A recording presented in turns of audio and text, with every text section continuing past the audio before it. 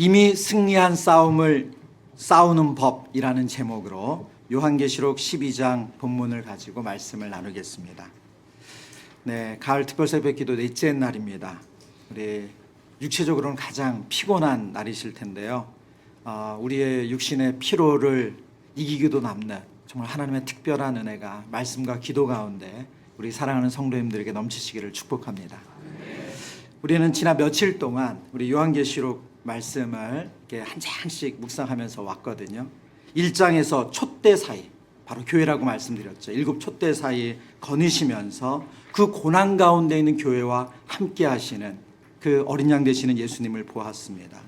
3장에서는 내가 내 행위를 아노니 라고 말씀하시며 우리의 눈물과 수고도 아시고 우리의 숨겨진 죄악도 아시고, 그러나 그것이 우리를 책망하려는 것이 아니라, 심판하려는 것이 아니라 회복시키시려는 하나님의 그 마음이라는 것을 우리가 깨달았습니다. 그리고 5장에서는 보좌의 중심에 서 계신 죽임당하신 어린 양, 그분만이 하나님의 손에 들려진 그 구원의 두루마리, 심판의 두루마리를 펴실 수 있는, 인을 떼실 수 있는 분이다. 그리고 그 어린 양 되신 주님을 우주적으로 예배하고 찬양하는 모습을 보았습니다. 그리고 7장에서는 그 우주적인 예배에 누가 참여할 수 있는가? 누가 하나님 앞에서 그 죽임당하신 어린 양을 찬양하며 예배할 수 있는가? 바로 그들은 어린 양의 피로 씻어진 희게 된 성도들이고 환난을 보혈의 능력으로 의지하여 끝까지 견뎌낸 성도들이다 하는 것을 우리가 확인했습니다. 오늘 말씀은 또 다른 질문이 있습니다.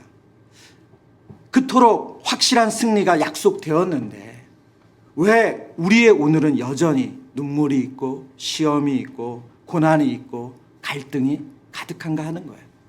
분명히 예수 그리스도께서 이 모든 죄를 이기시고 승리하셨다고 하는데 왜 오늘 우리의 삶은 그 승리를 누리기보다 왜 이렇게 곤두박질 치는 것 같고 여전히 나아지지 않는 것 같고 때로는 더 망가지는 것 같은 그런 우리 안에 갈등이 있는가 하는 것입니다. 예배의 자리에서 보좌 앞에 영광스러운 예배를 바라보면서 소망을 붙들었는데 현실로 돌아가면 다시 우리 안에 참소의 소리가 끊이지 않습니다. 실망하고 낙심하고 풀리지 않는 문제들이 산적해 있어요.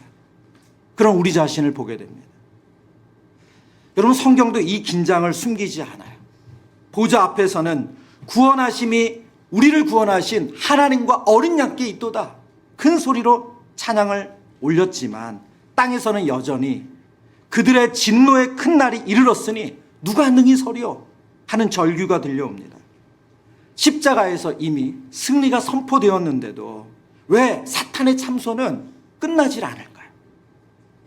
하늘의 승리가 확정되었는데 왜 땅에서는 여전히 이 지리한 싸움이 계속되는가 하는 것이죠. 바로 그 질문에 대한 하나님의 대답이 오늘 요한계시록 12장에 있습니다. 하나님은 우리에게 이 땅의 사건들 너머에 벌어지고 있는 그 영적인 비밀을 오늘 영적인 전쟁으로 우리에게 풀어서 설명해 주세요. 그리고 그 전쟁 속에 우리가 어떤 자리에 서 있고 어떤 무기를 하나님이 우리 손에 쥐어주셨는지, 그리고 우리가 어떻게 승리할 수 있는지를 말씀을 통해서 알려주십니다. 그 첫 번째 하나님이 우리에게 주시는 메시지는 이 승리는 이미 결정되어 있다는 거예요. 우리가 이 땅에 애씀으로써 이루어지는 것이 아니라 승리가 이미 결정되어 있다. 그 말씀을 우리에게 주세요. 우리가 첫 번째 대지 말씀으로 들어가기 전에 다시 한번 이 큰 그림을 한번 머릿속에 그리고 들어갔으면 좋겠습니다. 요한계시록은 총 서론과 4개의 환상, 그리고 마지막 결론부로 구성되어 있다고 말씀을 드렸어요. 1장부터 3장에서는 첫 번째 환상, 7 교회에 하나님께서 주시는 메시지였고요. 4장부터 16장까지는 둘째 환상으로 하늘 보좌에서 시작한 7 인을 떼시고 7 나팔이 울리고 7 대접, 다 심판의 메시지죠. 가장 많은 부분을 차지합니다. 그리고 17장으로 넘어와서는 셋째 환상, 큰 음녀, 그리고 짐승과 마지막 전쟁, 최후 심판이 기록되어 있습니다. 17장부터 20장까지고요. 그리고 마지막 네 번째 환상이 새 하늘과 새 땅, 새 예루살렘에 대한 환상입니다. 오늘 우리가 묵상한 12장은 바로 이 둘째 환상 중에 7 나팔 심판과 7 대점 심판을 이어주는 그 전환점에 오늘 본문이 기록되어 있습니다. 바로 앞장인 11장에서는 7 나팔이 울리면서 세상 나라가 우리 주와 그의 그리스도의 나라가 되었다라는 장엄한 선언이 울려 퍼져요. 그런데 12장을 건너서 13장으로 가면 바다와 땅에서 짐승이 올라와서 교회를 괴롭히는 아주 무서운 장면이 펼쳐집니다. 여러분 중에 성경 읽기를 하시는 분 중에 드라마 바이블을 사용해서 성경 읽기 하시는 분이 계실 거예요. 그러면 정말 이 전쟁의 느낌이 느껴집니다. 그 사이에 바로 12장, 왜 승리가 이미 선포되었는데도 이 땅에서는 여전히 치열한 싸움이 계속되는가 하는 것을 오늘 성경이 설명해 주죠. 하늘에서는 이미 승리가 확정되었지만 땅에서는 아직 마지막 전투가 진행되고 있다는 것을 우리에게 알려주고 있습니다. 오늘 본문 12장 7절인데요. 한 번 더 같이 보겠습니다. 같이 읽죠. 시작. 하늘에 전쟁이 있으니 미가엘과 그의 사자들이 용과 더불어 싸울세. 용과 그의 사자들도 싸우나. 아멘. 미가엘과 그의 천사들이 용과 그의 사자들과 싸우는 장면이 벌어집니다. 이 땅에서의 전쟁이 아니고 하늘에서의 전쟁이에요. 그런데 우리는 여기서 한 가지 분명히 확인하고 갈 것이 있습니다. 이 전쟁은 단순히 미래의 장면이 아니고 태초의 사건도 아니고 성경 전체의 흐름 속에서 보면 이것은 바로 예수 그리스도의 십자가의 죽음과 부활 그리고 승천 사건이 하늘의 차원에서 벌어진 결과라는 것을 우리가 알 수가 있습니다. 다시 한번 설명하면 십자가는 단순히 땅에서 벌어진 사건이 아니라는 것이에요. 그것은 동시에 하늘의 영적 질서를 완전히 뒤흔드는 사건이었습니다. 이 땅에서만 그 전쟁이 있었던 것이 아니고 예수님의 십자가는 하늘에서 오늘 보여주는 설명처럼 이런 영적 전쟁이 있었다는 거예요. 그리고 예수님께서 십자가에서 다 이루었다 선언하시고 사망 권세를 깨뜨리시며 부활하셨을 때 그 승리가 하늘 법정에서도 공식적으로 선포가 되었습니다. 12장 8절인데요. 오늘 본문 12장 8절. 이기지 못하여 다시 하늘에서 그들이 있을 곳을 얻지 못한지라. 7절에서 하늘에 전쟁이 있다 말씀하셨죠. 그리고 미가엘과 천사들이 사탄과 용으로 설명되는 상징되는 그 사탄과의 영적 전쟁을 벌였어요. 그 전쟁이 바로 예수 그리스도의 십자가 사건이라는 거예요. 그리스도께서 다 이루었다라고 말씀하실 때 동시에 하늘에서는 뭐라고요? 이기지 못하여 다시 하늘에서 그들이 있을 곳을 얻지 못하더라. 이것은 지금 우리가 하고 있는 이 영적인 전쟁이 팽팽한 전쟁이 아니라는 거예요. 이길지 질지 모르는 전쟁이 아니라 승부가 이미 결정된 싸움이라는 것을 말씀해 주고 있습니다. 그래서 그 결과 큰 용, 곧 사탄이 쫓겨났습니다.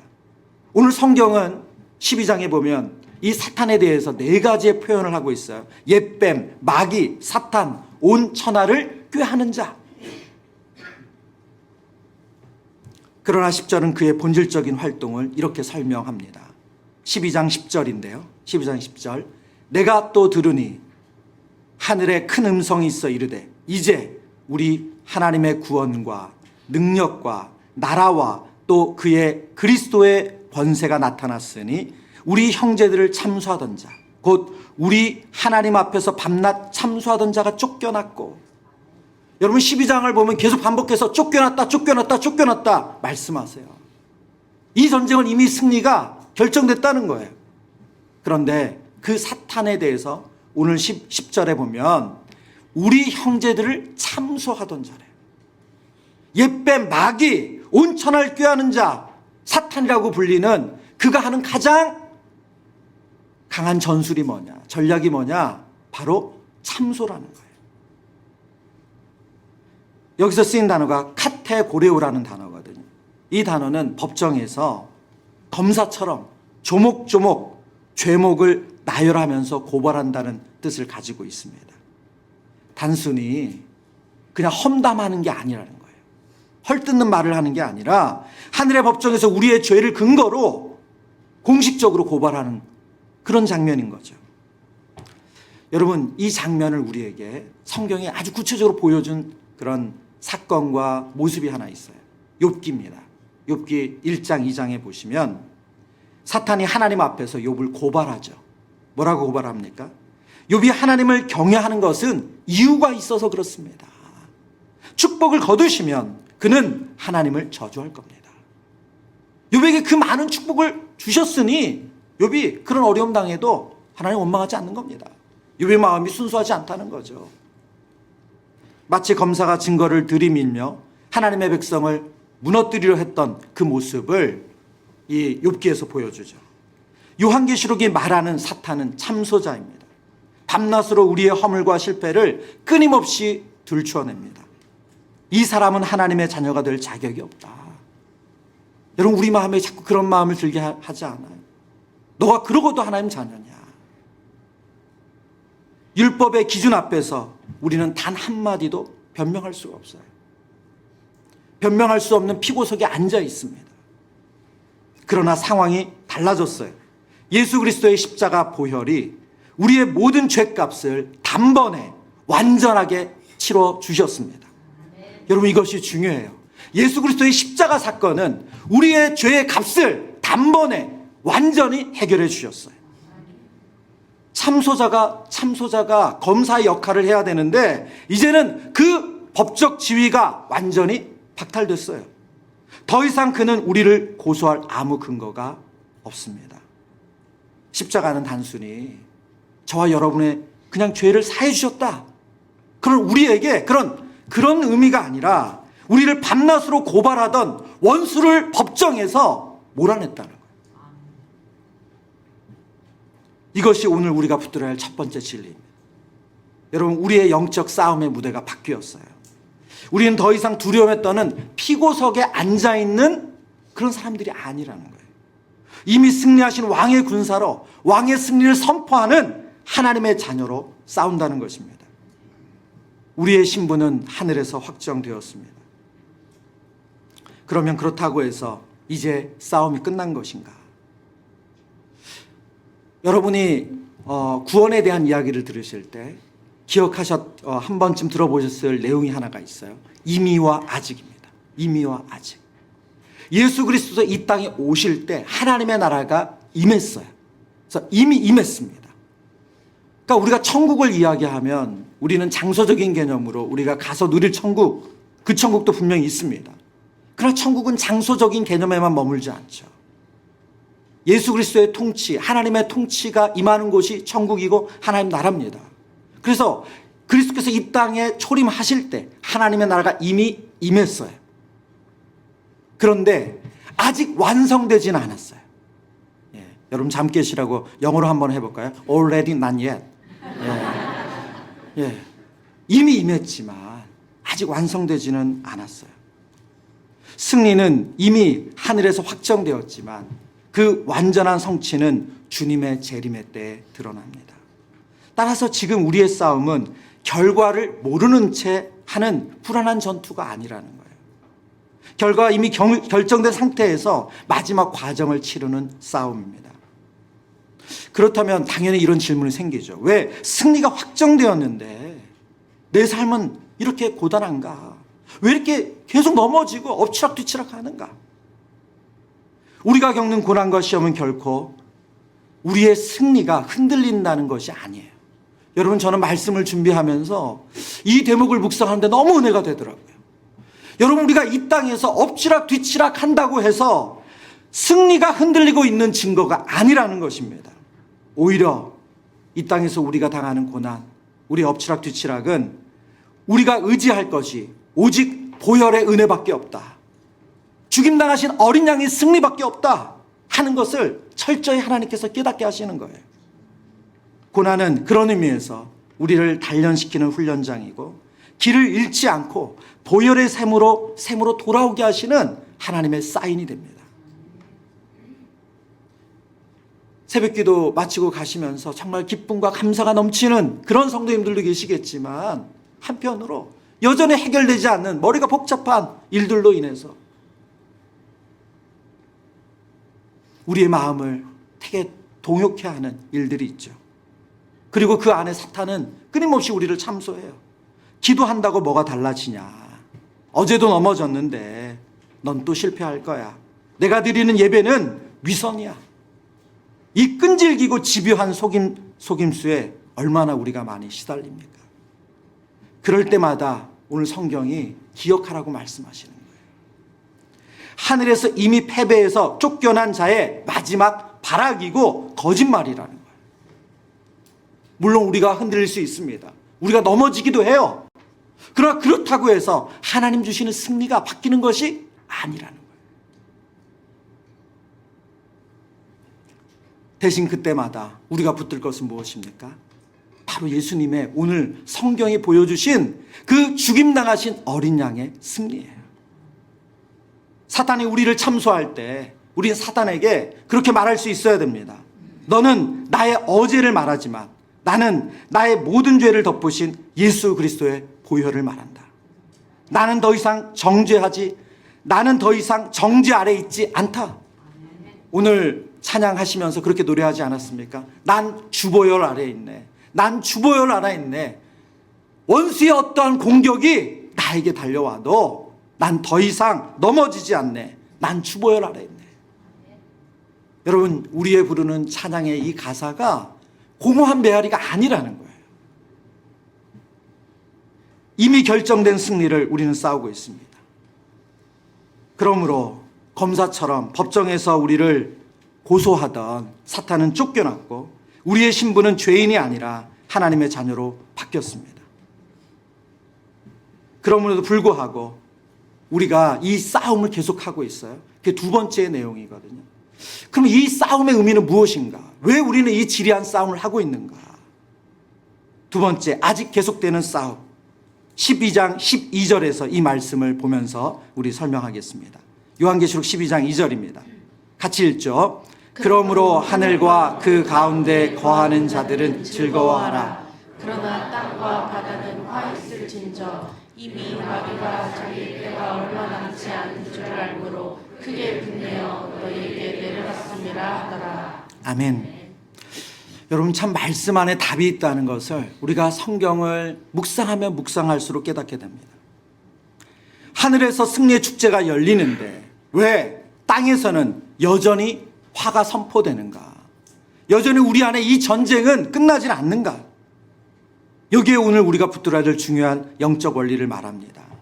우리의 영적 싸움이 치열한 것은 우리가 패배하고 있기 때문이 아니라 이미 그리스도의 승리가 확정되었기 때문이라는 거예요.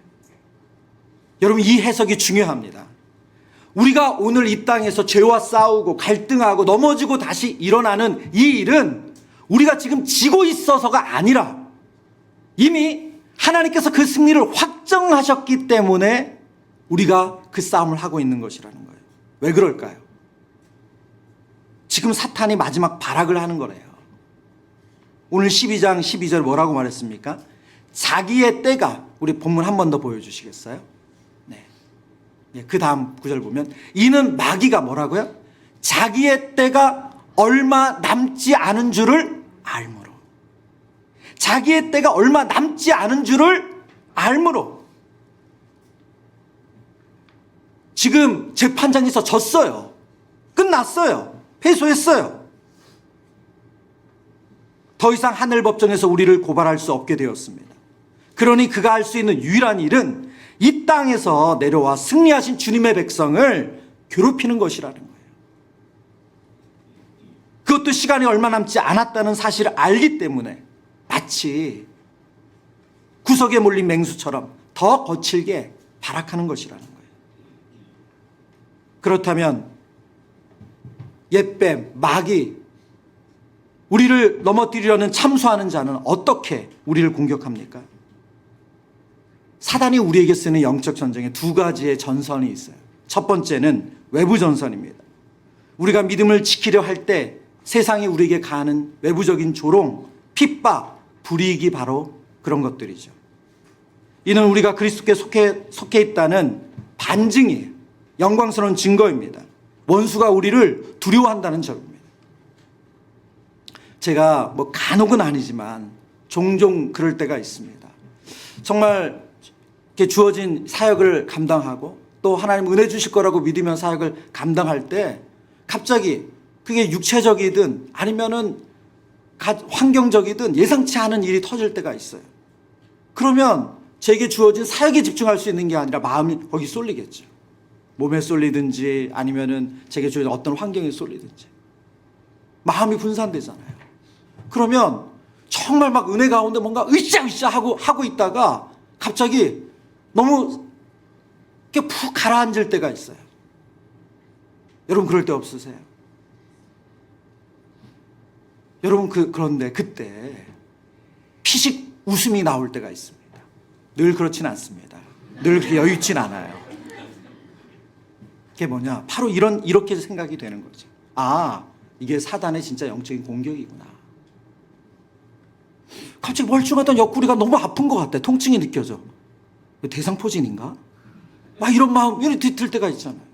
그런데 시간 지나고 나면 아무렇지도 않아요.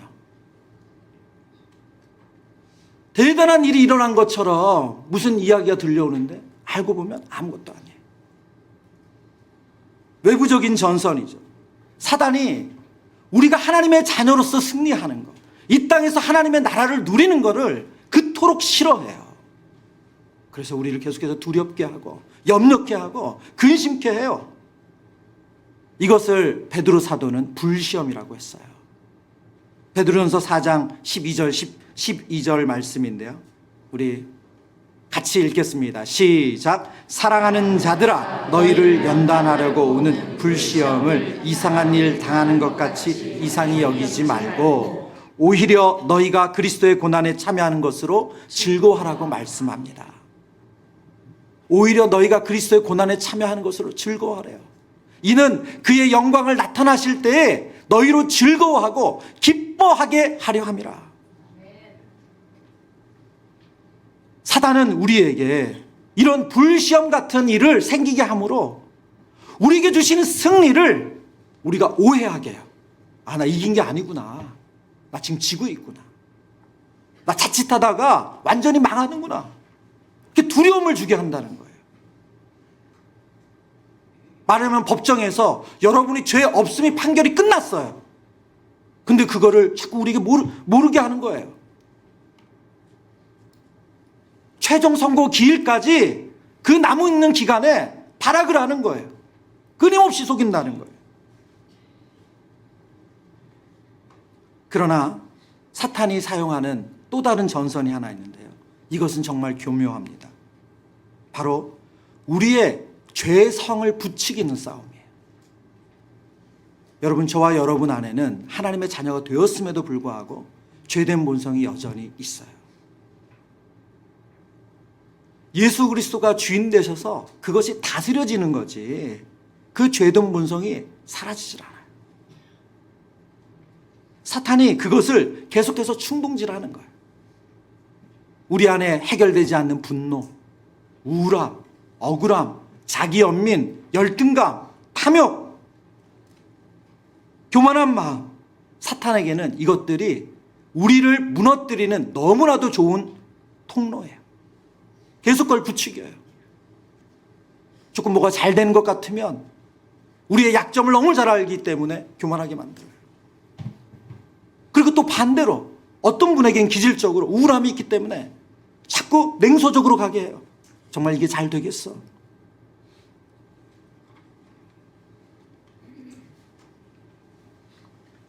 여러분, 그렇다고 해서 우리가 모든 어려움을 사탄의 탓으로만 돌리면 안 되죠. 자신의 책임을 변명해서는 안 됩니다. 오히려 고난이 찾아올 때 우린 정직하게 자신을 돌아보아야 합니다. 주님, 이 고통이 저의 연약한 죄성에서 비롯된 것입니까? 저의 교만과 불순종이 원수에게 틈을 내어준 것입니까? 그러나 가장 중요한 것은 이 두 개의 전선 모두 승리는 이미 우리에게 주어졌다는 것입니다. 그것이 외부적인 요인이든 우리의 내적인 요인이든 우리가 요한계시록의 말씀을 통해서 계속해서 확인하는 것처럼 어린 양이 이기셨으니 우리도 이기는 줄 믿습니다. 왜냐하면 저와 여러분이 그 죄의 문제를 해결할 수 없어요. 그래서 그리스도께서 우리를 위하여 죽으셨어요. 그 죄값을 치르시고 승리를 확정해 주셨어요. 우리의 내부의 죄성이 드러날 때도 우리는 십자가 앞에 엎드려서 어린 양의 보혈이 나의 죄성을 죽이고 나를 새롭게 하신다. 여러분, 그 승리를 고백하며 다시 일어서는 줄 믿습니다. 물론 완전한 승리는, 그 죄성이 사라지는 완전한 승리는 천국에서 누릴 거예요. 그러나 여러분, 우리가 믿음 안에서 승리한다는 건 무엇입니까? 여러분의 10년 전, 5년 전, 3년 전, 2년 전, 1년 전보다 여러분이 예수 그리스도의 말씀 안에서 그 다스리심을 경험하는 거예요. 이전에는 하루에 10번 넘어졌는데 요즘 하루에 3번밖에 안 넘어져. 여러분, 그럼 승리 아닙니까? 하나님 나라를 누리는 거죠. 그렇다면 이 두 개의 전선, 외부의 공격과 내부의 싸움에서 우리는 어떻게 굳건히 설 수 있습니까?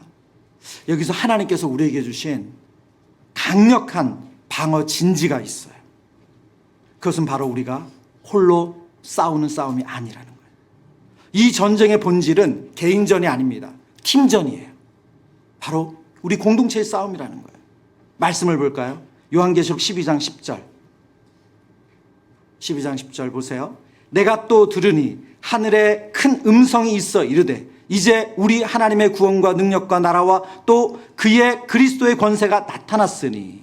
그 다음 보시죠. 누구를 참소한다고요? 우리 형제들을 참소하던 자래요. 사탄이 우리를 참소하는데 오늘 성경은 의도적으로 우리 형제들을 참소한대요. 이 영적인 싸움은 나 혼자 개인적으로 싸우는 싸움이 아니었어요. 우리에게 누가 있어요? 믿음의 공동체가 있어요. 형제들이 있어요. 그래서 11절에 우리의 승리도 이렇게 표현합니다. 11절 보세요.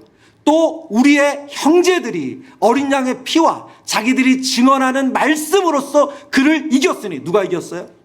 우리의 형제들이 이겼어요. 하늘은 이 전쟁을 개개인의 외로운 사투로만 보지 않는다는 거예요. 그리스도의 한 몸이 치르는 단일한 전쟁으로 이 전쟁을 보고 있습니다. 그래서 사탄이 우리를 무너뜨리기 위해서 하는 가장 큰 전략이 뭐냐? 우리를 고립시키는 거예요. 지금 너 마음 너밖에 몰라. 말해봐야 아무 소용없어. 끊임없이 우리를 혼자 외롭게 고립시키는 거예요. 원수는 오늘도 우리에게 너만 힘든 거야. 아무도 내 마음 몰라.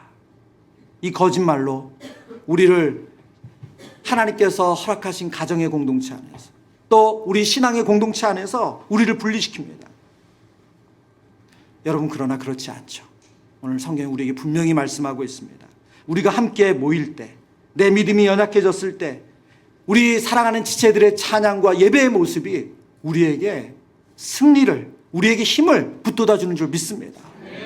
여러분, 그래서 여러분의 감정과 상관없이, 여러분의 영적인 상태와 상관없이 우리가 공동체적인 예배에 나와야 되는 이유가 거기에 있어요.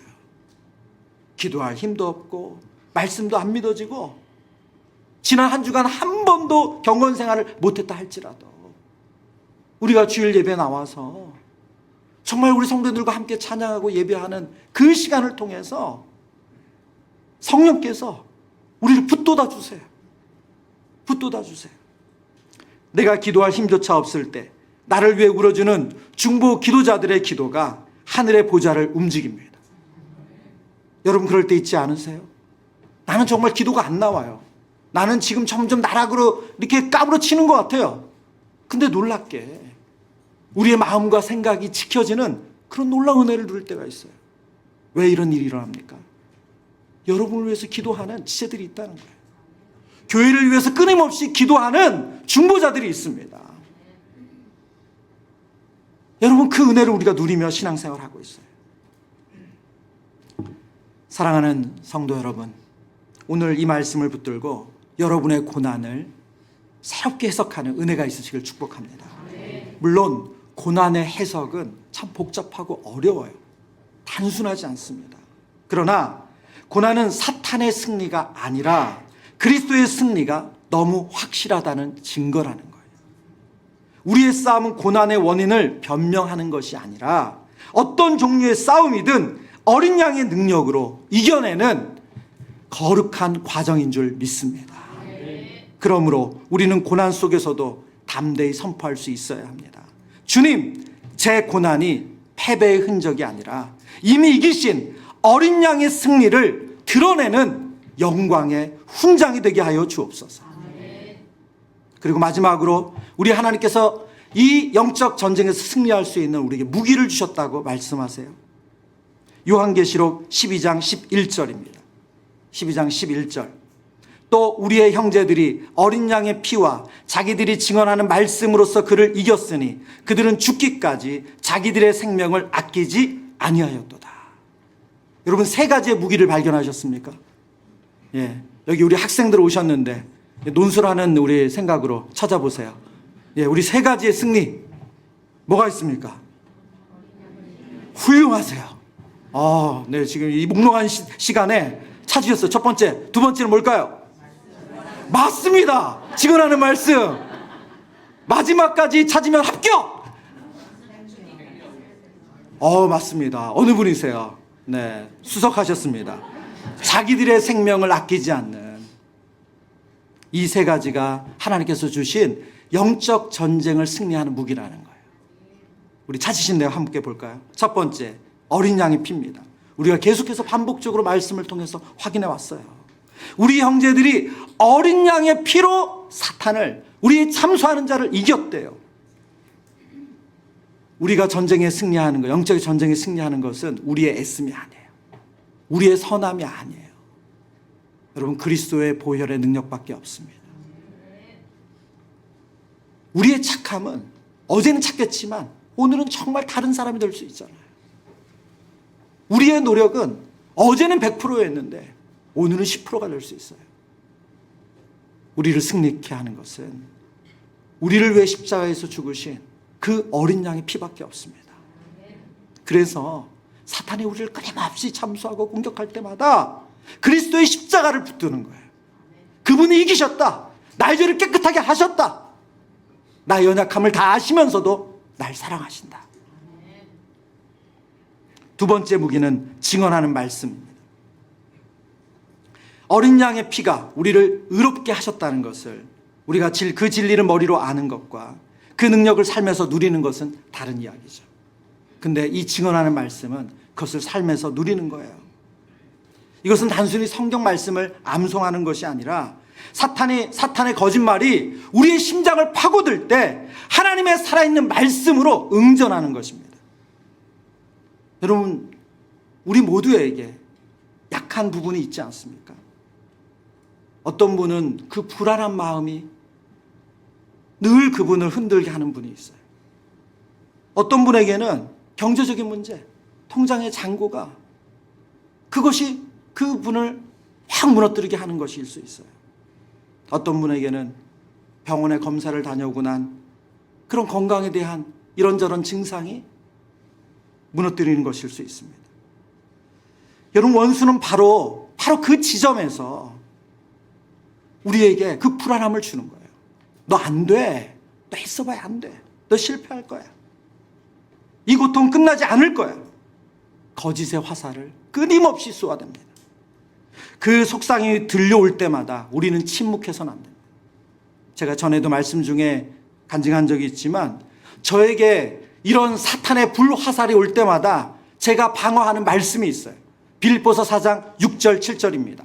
아무것도 염려하지 말고 오직 모든 일에 기도와 간구로 너희 구할 것을 감사함으로 하나님께 아뢰라. 그리하면 모든 지각에 뛰어난 하나님의 평강이 그리스도 예수 안에서 너희 마음과 생각을 지키시리라. 제게는 이 말씀이 그 사탄의 불화살을 막아내는 방패예요. 제 심장을 파고들지 못하도록. 여러분에게는 어떤 말씀이 있으세요? 오늘 주신 그리스도께서 우리에게 증언해 주신 그 말씀, 우리에게 약속하신 말씀, 그것이 사단의 참소를 거짓말에 놀아나지 않도록 막는 무기래요. 여러분, 그 말씀이 있으셔야 돼요. 세 번째, 죽기까지 생명을 아끼지 않는 태도라고 설명합니다. 11절 말씀 마지막 구절에 보면 그들은 죽기까지 자기들의 생명을 아끼지 아니하였도다 라고 말합니다. 이것은 어린 양의 피와 증언의 말씀들을 가진 모든 성도가 도달해야 될 믿음의 정점이죠. 여러분, 그럼 어떻게 이게 가능할까요? 우리가 사실 이 부분에서 자신이 없잖아요. 죽기까지 생명을 아끼지 않는다.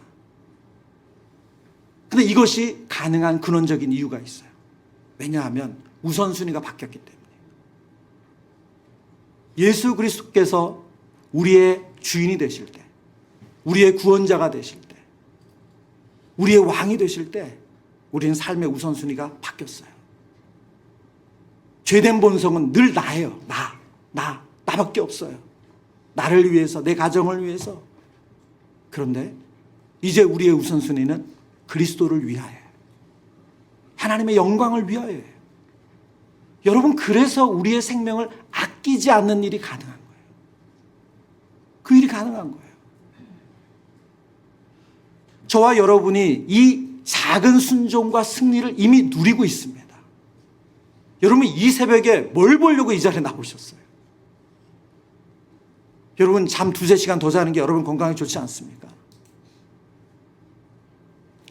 여러분이 드리는 그 귀한 물질의 헌신과 몸의 헌신, 여러분, 우리가 그것으로 무슨 영광을 볼 수가 있어요? 세상 사람들은 전혀 이해가 안 되는 일이에요. 그러나 우리 안에 주인이 바뀌었기 때문에 나를 위해서가 아니라 주님을 위해서 그 헌신을 하는 거예요. 우리는 이미 그 일을 하나씩 해나가고 있어요. 예수님께서 제자들에게 뭐라고 말씀하셨습니까? 마가복음 8장 35절입니다. 누구든지 자기 목숨을 구원하고자 하면 잃을 것이요, 누구든지 나와 복음을 위하여 자기 목숨을 잃으면 구원하리라. 우리는 성경에 많은 하나님의 사람들이 이 믿음의 길을 걸어간 것을 말씀을 통해서 확인했습니다. 다니엘이 그렇지 않습니까? 기도하면 사자굴에 갇힌다는 것 알아요.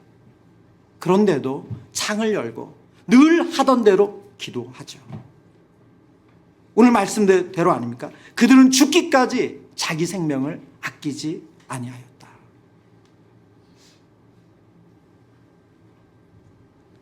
이 태도를 가질 때 비로소 우리는 사탄의 가장 강력한 무기, 두려움을 몰아낼 수 있습니다. 여러분, 두려움에 지는 일들이 우리에게 있잖아요. 그렇죠. 그게 자녀의 문제든 사람들의 평가의 문제든, 그리고 또 우리 미래에 대한 걱정이든, 그때 우리의 가져야 될 마음이 뭐라고요? 우리가 주님을 위해서 뭐든지 내려놓을 수 있다는 확신이에요. 그게 두려움을 몰아낸대요. 자기 생명을 아끼지 아니하는 태도가 그 두려움을 몰아낸대요. 왜요? 예수 그리스도께서 우리를 책임지시기 때문에. 이 싸움은 이미 승리한 싸움이기 때문에. 그러나 사단은 우리의 영적인 시야를 좁게 만들어요. 그래서 내가 지금 목숨 걸고 열심히 하고 있는 이 일이 안 되면 죽을 것처럼 만들어요. 이 사건 하나, 이 일 하나가 안 되면 우리가 망할 것처럼 착각하게 해요. 근데 그래도 상관없다. 자기 생명을 아끼지 않는 태도, 그것이 사단이 우리에게 주려고 하는 두려움을 몰아내는 줄 믿습니다. 말씀을 정리합니다. 여러분, 하나님께서 주신 이 영적인 무기 3가지는 따로따로 돌지 않아요. 이것은 너무나도 신비하게 우리 안에 조화가 됩니다. 어린 양의 피, 우리가 싸울 수 있는 신분과 자격을 줍니다. 증언하는 말씀, 그 신분을 사용할 수 있는 실제적인 검이 됩니다. 그리고 주님께 생명을 맡기는 태도는 어떤 위협 앞에서도 그 검을 놓지 않을 담대함을 주는 줄 믿습니다. 말씀을 맺겠습니다. 오늘도 우리가 기도가 끝나고 나면 각자의 삶의 전쟁터로 돌아가야 됩니다. 어쩌면 교회 문을 나서는 순간부터 원수가 또 우리의 마음에 거짓말로 참소할지 모릅니다. 세상이 우리를 요즘 아이들 표현으로 그러더라고요. 억가한다 그러더라고요. 예, 그게 무슨 뜻인지 모르시면 찾아보세요. 저도 잘 설명 못하겠습니다. 여러분 바로 그 순간 오늘 주신 약속의 말씀을 기억하시길 바랍니다. 여러분의 과거의 실패를 들추는 참소의 목소리가 들려올 때 두려워하며 변명하지 마시고 하나님께서 하늘 법정에서 어린 양이 이기셨으니 너희도 이기라 선언하신 그 약속의 말씀을 기억하시길 바랍니다. 오늘 하루 예기치 못한 고난과 갈등이 찾아올 때 역시 난 안 돼, 이 낙심의 마음으로 가는 것이 아니라 오늘 하나님께서 주시는 이 승리를 확신하며 패배한 원수가 내 안에 계신 그리스도의 승리를 이토록 두려워하는구나. 우리에게 일어난 일을 재해석하시는 은혜가 있으시기를 축원합니다. 우리가 이 싸움의 한복판에서 무력함이 느껴질 때마다 여러분의 의지가 아니라 하나님의 말씀으로 돌아가서 그 기록된 말씀의 승리를 확신하시기를 주님의 이름으로 축복합니다.